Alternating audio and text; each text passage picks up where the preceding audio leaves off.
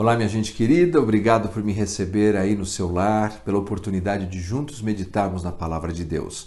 Lembre-se, você é um missionário digital e quando você compartilha essa mensagem, nós alcançamos juntos milhares de pessoas. Então faça isso, compartilhe essa mensagem e vamos juntos pregar o Evangelho.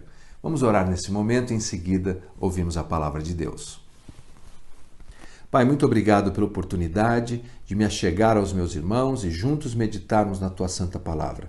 Que o Senhor nos abençoe com sabedoria, com um coração aberto, com uma mente focada, para que possamos crescer no conhecimento de Cristo. É no nome dele que oramos e agradecemos. Amém e amém.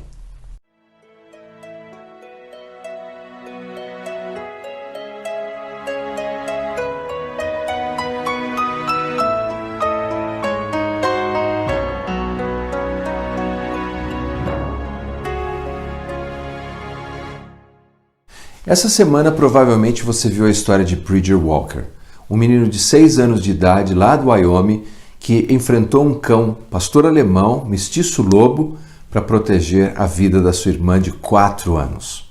Na sua luta para proteger a irmã, ele acabou sendo mordido na bochecha, parte do seu rosto foi dilacerado, ele foi submetido a mais de 2 horas de cirurgia, 90 pontos na face. Quando perguntaram para ele por que ele fez isso, ele disse que tinha certeza que se alguém tinha que morrer naquela situação, esse alguém era ele.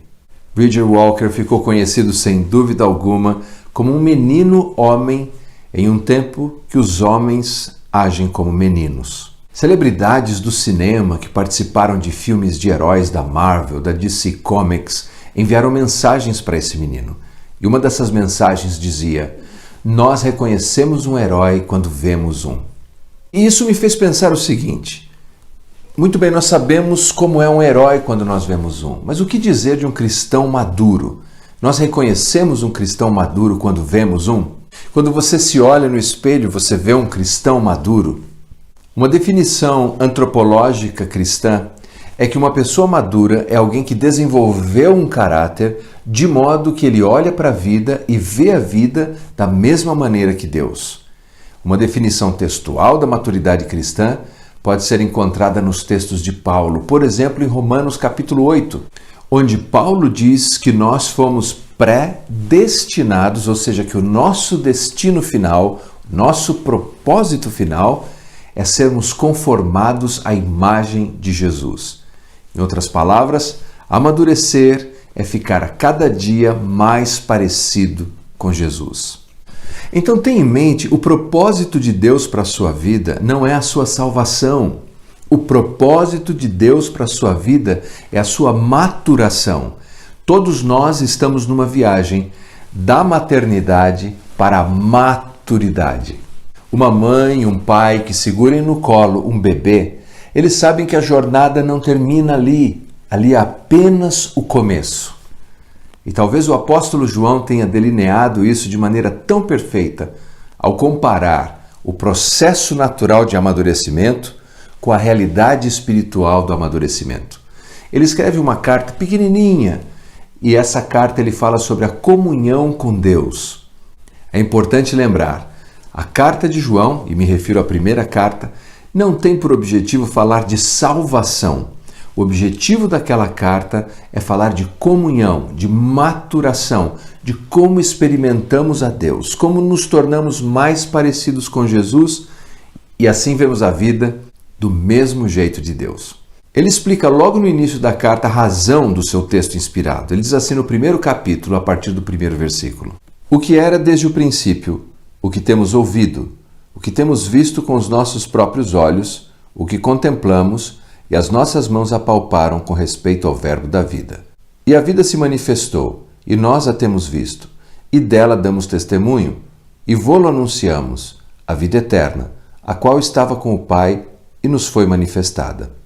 O que temos visto e ouvido anunciamos também a vós outros, para que vós igualmente mantenhais comunhão conosco. Ora, a nossa comunhão é com o Pai e com o seu Filho Jesus Cristo. E estas coisas vos escrevemos para que a nossa alegria seja completa." Veja que nesse texto o apóstolo descreve a sua jornada, juntamente com os demais discípulos e como eles caminharam com Jesus.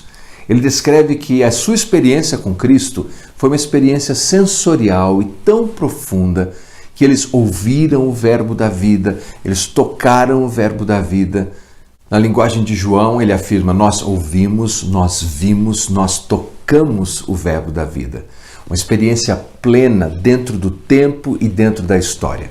Em outras palavras, para eles, Jesus não era uma figura profetizada nas páginas do Antigo Testamento e presa a um texto sagrado. Para eles, Jesus era alguém que tinha saído das páginas do livro e se tornado alguém tão real, alguém que eles podiam experimentar no dia a dia. E isso fez com que eles tivessem uma comunhão, eles experimentavam o Cristo de maneira tão real. E ele explica o propósito da sua carta. Ele diz: nós temos essa comunhão com Deus, nós temos essa comunhão com Cristo. E nós queremos que você tenha o mesmo tipo de comunhão. Em outras palavras, ele está dizendo: nós queremos que Jesus saia das páginas da Bíblia e que Jesus seja para você tão real no seu dia a dia. Quando você olhar à sua volta, você vê Jesus. E quando seus ouvidos estiverem bem sintonizados, você ouça Jesus. Que as suas mãos, tudo que tocarem, promovam a pessoa de Jesus. Essa é a realidade espiritual que Deus espera de nós. Que Cristo não seja apenas um conceito, uma ideia, uma figura, um personagem, alguém que lemos num livro antigo. Não.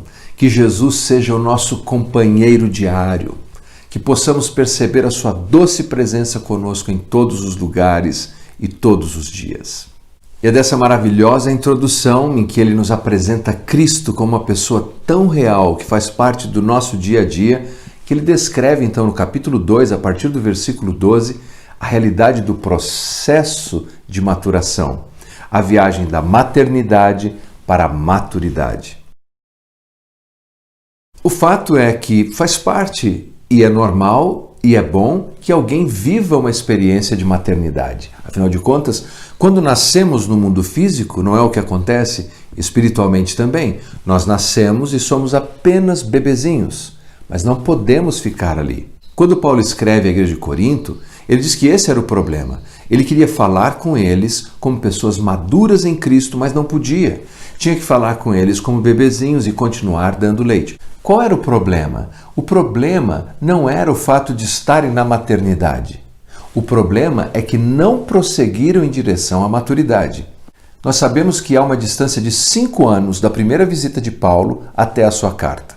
E o que Paulo estava dizendo é que depois de 5 anos, eles deveriam já serem pessoas adultas, maduras, mas continuavam ainda lá na maternidade. Começar na maternidade é onde todos nós começamos. Mas o processo precisa se desenvolver. E no capítulo 2, então, a partir do versículo 12, da primeira carta de João, ele descreve, por assim dizer, 3 fases da nossa vida espiritual. Ele fala de filhinhos, jovens e pais. Filhinhos, jovens e pais. O termo para filhinhos descreve uma criança pequena. Qual é a característica de uma criança pequena? Ela tem vida, mas ela é totalmente dependente. Ela precisa sempre que alguém faça algo por ela. Alguém precisa alimentá-la, alguém precisa trocá-la, alguém precisa organizar a bagunça que ela produz. Mas tudo bem, isso faz parte dos primeiros passos da existência humana. E isso também faz parte dos primeiros passos da nossa experiência espiritual. Note que a ênfase de João é que os filhinhos são aqueles que sabem que os seus pecados foram perdoados. Ele diz assim: filhinhos, eu vos escrevo porque os vossos pecados são perdoados por causa do seu nome. Ou seja, esse é um tempo de profunda passividade em que apenas se recebe os benefícios da graça de Deus. É uma época que há um certo encantamento com a fé, porque tudo é tão novo e parece que Deus está sempre fazendo algo especial e as pessoas estão sempre fazendo algo em favor daquele novo convertido, mas ele não pode parar ali. Se ele parar ali, ele começa a adoecer. Depender de alguém para ensinar a Bíblia, para orar por você, para encorajar você, faz parte de um determinado momento da sua vida. Mas chega uma hora que você precisa crescer disso. Você não pode mais depender das pessoas o tempo todo estarem amamentando, trocando e consertando a bagunça da sua vida. Você precisa tomar as rédeas e você precisa assumir o compromisso de crescer. Note que a doutrina que eles conhecem é importante, mas é muito elementar. Eles conhecem apenas salvação. Mas lembre-se, o alvo de Deus para a sua vida e para a minha vida não é apenas salvação, é maturação. E João nos leva então ao segundo estágio. Ele fala dos jovens. É preciso entender que o jovem aqui seria o que nós chamamos de um adolescente, porque você tem de um lado crianças, do outro lado você tem os pais adultos maduros, e aqui no meio você tem esses jovens adolescentes.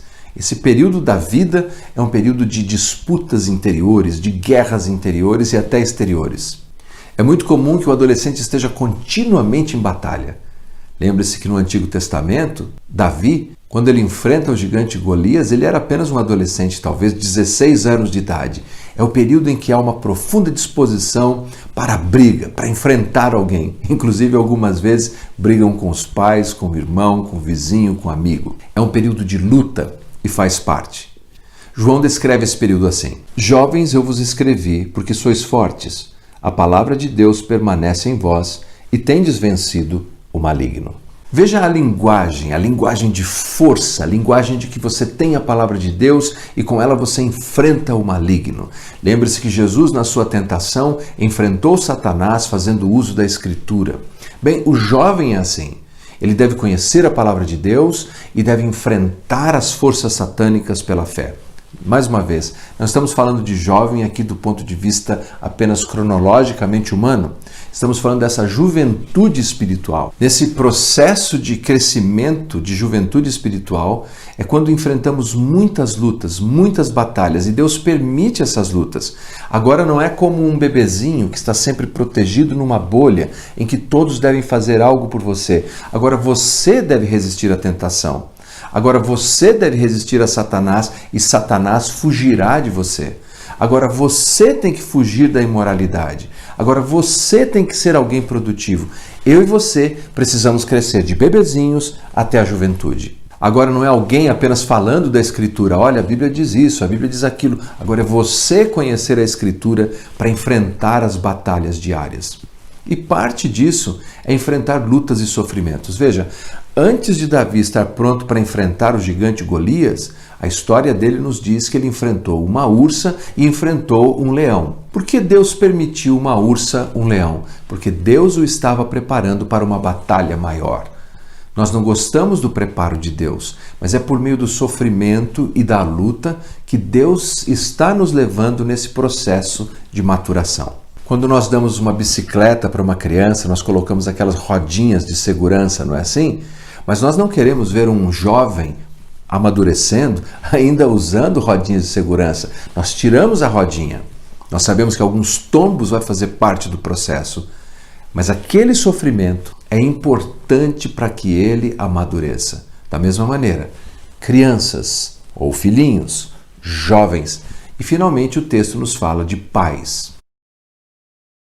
Enquanto a criança desfruta do benefício de ter sido salvo, ele sabe que foi salvo, que os seus pecados foram perdoados, em outras palavras, ele olha para a história e sabe o que Deus fez por ele. O jovem é alguém que olha para o presente, para a dinâmica da luta, para a força que Deus lhe dá no meio das suas dificuldades, e ele sabe o que Deus faz por ele no presente. Mas os pais são descritos de uma maneira muito peculiar e diferente, ou seja, o cristão maduro é descrito de uma maneira diferente. Veja só: Pais, eu vos escrevi porque conheceis aquele que existe desde o princípio. Enquanto a criança e enquanto o adolescente tem uma relação com Deus baseada fortemente naquilo que Deus faz. Deus fez, Ele me perdoou. Deus faz, Ele me capacitou. Me capacitou com força e com a sua palavra para a batalha. Os pais são descritos apenas pelo fato de que conhecem aquele que é desde o princípio.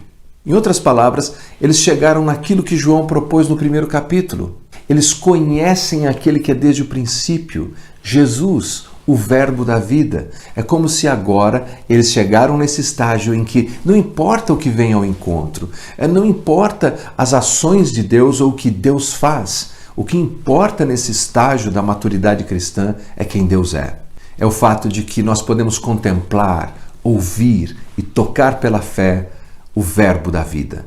Nesse estágio, nós não ficamos mais de biquinho se as coisas não vêm como nós gostaríamos.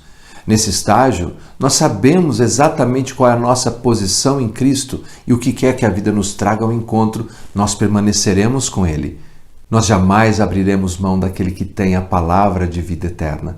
Nós sabemos quem Ele é. Um hino antigo diz assim: Ele é tudo para mim. Ele é o tesouro que eu tenho guardado em meu peito. Ele é tudo para mim. Veja, não é mais o que Ele fez, ou o que Ele faz, ou o que Ele fará, mas quem Ele é.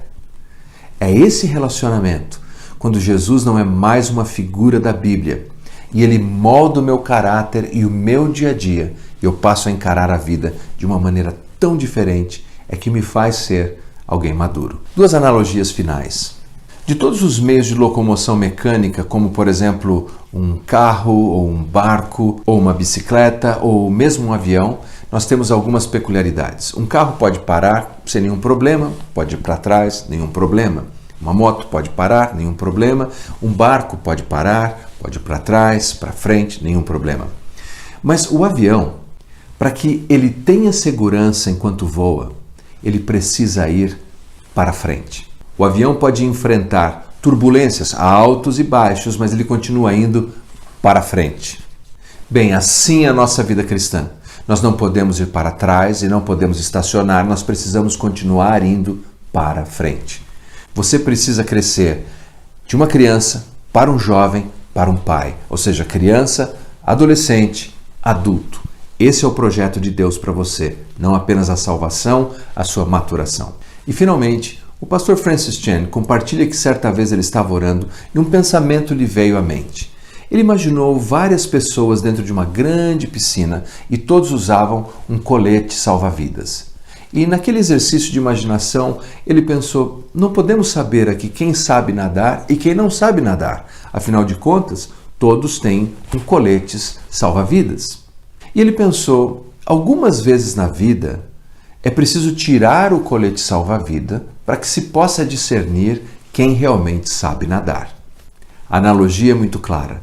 Eu e você espiritualmente, algumas vezes temos nosso colete salva-vida.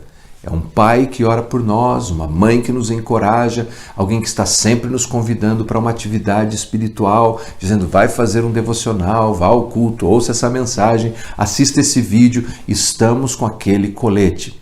Mas e se Deus tirar o colete? Sabemos nadar por nós mesmos? Sobreviveremos nas águas da vida? O fato é que algumas vezes Deus vai tirar esse colete e não vamos poder nos esconder atrás de um ministério, atrás de um pastor, atrás de uma igreja, atrás de um membro da nossa família. E nós teremos que nadar, mas Deus permitirá isso para que possamos crescer. Eu e você estamos numa viagem da maternidade para a maturidade. E com a graça de Deus, nós chegaremos lá. Vamos orar. Obrigado, Senhor, por suas bênçãos, obrigado pela sua palavra. Obrigado porque a tua santa palavra nos desafia, nos encoraja e por meio dela nós entendemos que é um processo. Todos começamos como bebês, mas um dia o Senhor nos levará, por sua graça e bondade, à estatura da plenitude de Cristo. Ajuda-nos, Senhor, a nos conformarmos com a imagem do nosso Salvador e a enxergarmos a vida como Ele enxerga. No nome dele oramos. Amém e amém. Seja um missionário digital, compartilhe essa mensagem. Não vá embora ainda, nós temos um breve recado e vamos juntos cantar um louvor ao Senhor ainda. Deus te abençoe. Boa noite, pessoal. A paz, tudo bem? Espero que vocês tenham gostado da mensagem, espero que vocês tenham sido abençoados aí através dessa ministração da palavra de Deus e que possamos todos aí, né, buscar essa transformação que precisamos ter em nossa vida, essa transformação diária que nunca acaba, sempre tem alguma coisinha para melhorar, né? Então que possamos todos juntos aí estarmos buscando aí sermos cada dia mais igual a Cristo, né? Amém? Se você gostou, deixa um comentário aí pra gente, fala o que essa pregação de hoje falou com você, o que você vai tentar mudar na sua vida essa semana aí para ser uma pessoa melhor, né? Para ser uma pessoa mais igual a Cristo. E também compartilhe esse vídeo. A gente está nessa busca de sermos missionários virtuais, né? Tem muita gente nas redes sociais precisando ouvir uma palavra de motivação, uma palavra tipo essa aqui da nossa pregação de hoje. Então compartilhe, tá? Seja um missionário e vamos abençoar essas pessoas aí que estão precisando tanto ouvir a palavra de Deus. Tenho rápidos recados aí para vocês. Tá? Então, como vocês já devem estar sabendo, os nossos cultos presenciais já estão acontecendo todo domingo às 10 da manhã e às 6 horas da tarde. Se você quiser ir a semana que vem, tudo que você precisa fazer é fazer a sua reserva, tá? A gente está funcionando com um número limitado de cadeiras, então a gente está fazendo essas reservas no nosso site, ibbmc.com.br, e você vai ver o link lá de reservas, tá joia? Então, durante essa semana aí, entra no site, vê o que a gente tem lá, faz a sua reserva, e quem sabe a gente não nos encontra lá na Serra na semana que vem. E o outro recado é sobre a nossa programação semanal, né? Então tá tudo acontecendo de forma virtual ainda, tá? A gente não tem nada presencial acontecendo. Então os nossos pequenos grupos, ou jovens, crianças, adolescentes, Maranata, Tabitas, tá tudo acontecendo de forma virtual.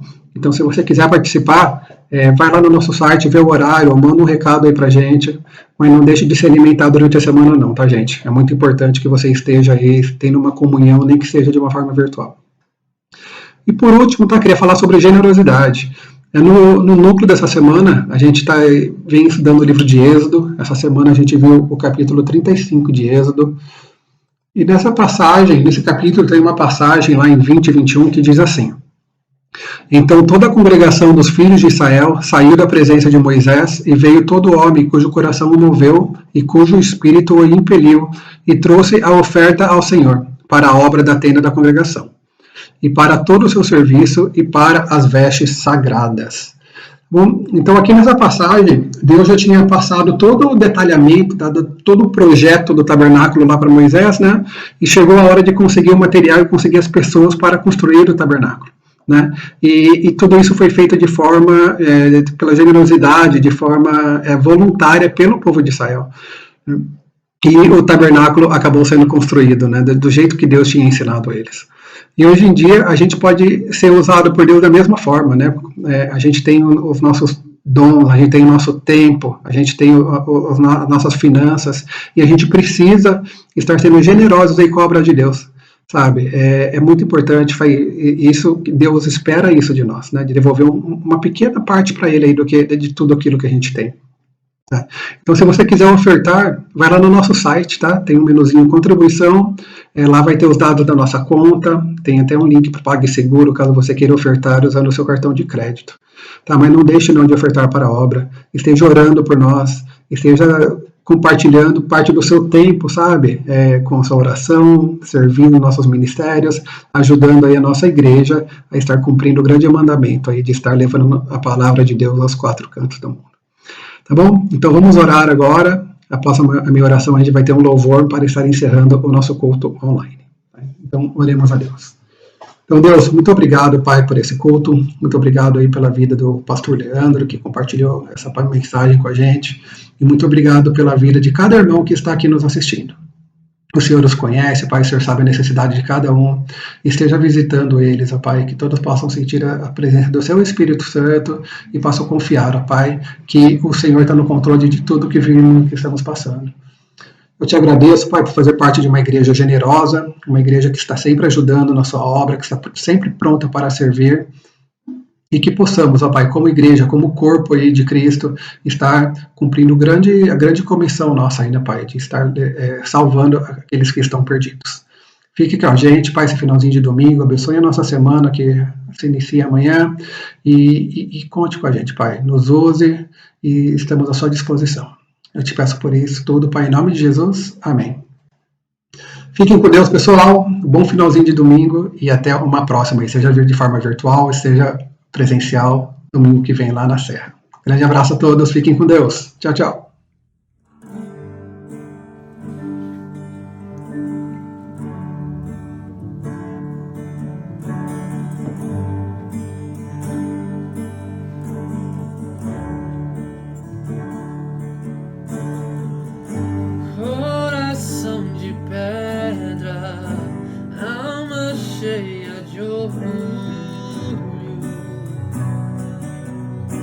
Caminho sem direção.